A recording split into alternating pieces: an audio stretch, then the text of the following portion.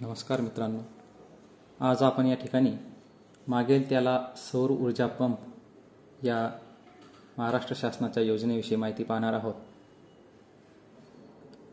या योजनेचा अर्ज कसा भरावा हे आपण या ठिकाणी पाहणार आहोत. आमचं द नॉलेज हब या यूट्यूब चॅनलला सबस्क्राईब करा.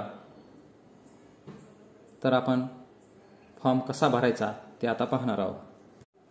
प्रथम या ठिकाणी आपण महावितरणच्या वेबसाईटवर गेल्यानंतर ऑफग्रिड mtsup.mahadiscom.in या वेबसाईटवर गेल्यानंतर अशा पद्धतीचा एक फॉर्म आपल्यासमोर येतो.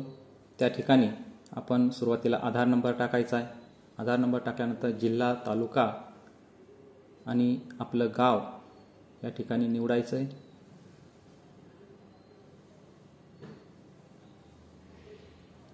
त्यानंतर आपला जो गट नंबर आहे, सर्वे नंबर, तो या ठिकाणी टाकायचा. त्यानंतर परत सब सर्वे नंबर निवडायचा. जमिनीचा प्रकार सेल्फ आहे का तो निवडायचा. आणि जे लँड ओनर आहे, ज्याच्या नावावर शेती आहे, त्याचं नाव सिलेक्ट करायचं. त्यानंतर ॲप्लिकंटचं म्हणजे अर्जदाराचं नाव, वडिलांचं नाव आणि आडनाव या ठिकाणी टाकायचं. त्यानंतर जेंडर सिलेक्ट करायचं. त्यांची कास्ट कॅटेगरी कोणती आहे ती यामधून निवडायची. मोबाईल नंबर टाकायचा अर्जदाराचा.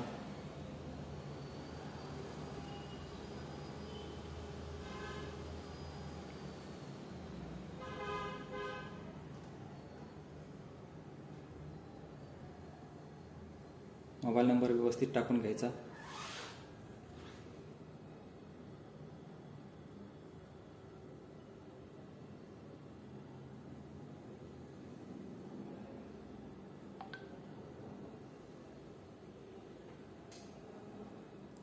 त्यानंतर ॲप्लिकंटचा ॲड्रेस, जिल्हा निवडायचा, तालुका निवडायचा,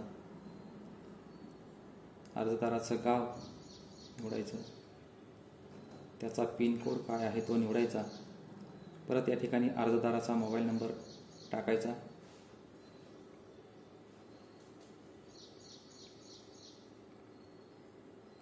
त्यानंतर इरिगेशन सोर्स म्हणजे तुमचा सोर्स काय आहे, विहीर आहे का, बोरवेल आहे का, शेततळं आहे, ते यातून आपल्याला निवडायचं आहे. आपण या ठिकाणी विहीर असं निवडलेलं आहे, बोरवेल. त्याचं इरिगेशन मोड काय आहे, ओपन सोर्स आहे. त्यानंतर जमिनीचं पाण्याची क्वालिटी काय आहे, सॉफ्ट घ्यायचं. आणि बोरची जी खोली आहे ती किती फूट आहे, फुटामध्ये टाकायची. त्यानंतर पावसाळ्यामध्ये पाणी किती फुटावरती असतं ते या ठिकाणी नमूद करायचं आहे. त्यानंतर उन्हाळ्यामध्ये पाणी किती फुटावर असतं ते या ठिकाणी टाकायचं आहे.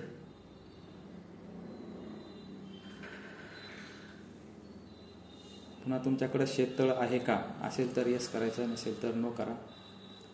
त्यानंतर ॲग्रिकल्चर डिटेल्समध्ये तुमचं कोणतं पीक होतं मागच्या वर्षी ते टाकायचं. त्यानंतर लास्ट इयरचं टाकायचं. आणि लास्ट 2 इयर म्हणजे त्या ठिकाणी 2 टाकायचे, म्हणजे मागचं एक आणि चालू एक असे 2 त्या ठिकाणी निवडायचे.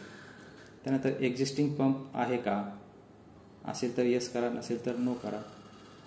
त्याचा प्रकार काय आहे, AC आहे का DC आहे. एक्झिस्टिंग पंप टाईप, सबमर्सिबल आणि कितीचा आहे तुमच्याकडे सध्याचा पंप, 3 HPचा आहे का 5 HPचा आहे. त्यानंतर एक्झिस्टिंग पंपचा पॉवर सोर्स काय, diesel. Existing energy efficient pump नो करा. आणि वार्षिक किती डिझेल लागतं अंदाजे ते टाकायचं आहे. त्यानंतर आता तुम्हाला रिक्वायर्डमध्ये काय पाहिजे, DC पंप, सबमर्सिबल घ्यायचं, वॉटर आणि 7.5 HP, 3 HP तुमच्या क्षेत्रानुसार त्या ठिकाणी येतं. वॉटर प्रति मिनिटाला किती पाणी फेकतं ते त्या ठिकाणी टाकायचं. 750 HPला आपण 1500 टाकलं. त्यानंतर इथं अर्जदाराचा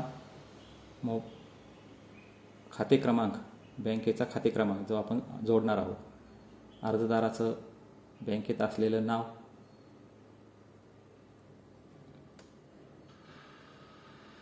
बँकेचा IFSC कोड टाकायचा आहे.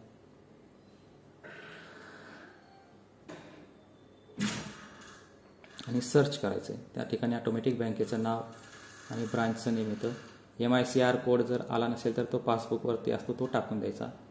ब्रांच कोणती आहे तुमच्या बँकेची ते त्या ठिकाणी टाकायचं. आणि या ठिकाणी ह्या रेड कलरमध्ये जे 3 वाक्य दिलेले आहेत ते त्या ठिकाणी सिलेक्ट करायचे. त्यानंतर तुम्हाला जे कागदपत्र अपलोड करायचे त्या ठिकाणी 7/12, अर्जदाराचं आधार कार्ड,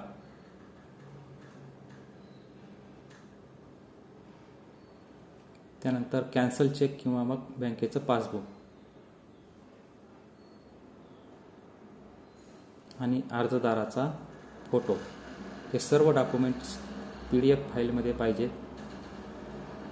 आणि त्यानंतर सबमिटवर क्लिक करायचं, ओके करायचं.